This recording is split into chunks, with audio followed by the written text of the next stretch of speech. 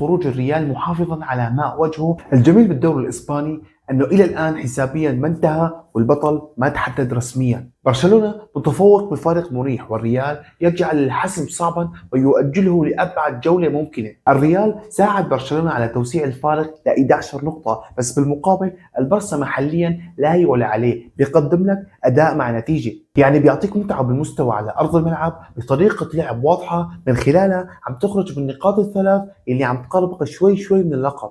والريال كان له دور ثانوي بوصول هاللقب لكاتالونيا بعد تعثراته وضياعه للنقاط، وهالشيء اللي اعطى اريحيه لبرشلونه حتى يلعب نفسيا بعيدا عن الضغوطات. بس الشيء الحلو اللي زرعه فليك ببرشلونه هو فصل كل شيء خارج الملعب عن داخله، يعني بدخل بلعب ببذل كل طاقتي بغض النظر اذا كانت المباراه نهائيه او حتى مباراه وديه. الدوري بنسبه كبيره راح يحسم بالجوله القادمه، الجوله اللي راح تجمع بين الغريمين في مباراه قمه منتظره من كل انحاء العالم. وجمال اللقاء بعيدا عن ما يحمله من اهميه وقيمه لكل عاشق هو صراع بين اكبر ناديين في اسبانيا بل حتى في اوروبا. وبالنسبه لجماهير الفريقين هي المباراه بهذا الوقت تحديدا بتمس كرامه فرقهم. فمثلا جماهير برشلونه تطمح للانتصار في الكلاسيكو حتى تحتفل بالتتويج بلقب الدوري رسميا بعد المباراه على حساب الغريم وفي الكامب نو. اما بالنسبه للجمهور المرنجي فالموضوع مختلف تماما، لانهم يبحثون عن تحقيق الفوز انتقاما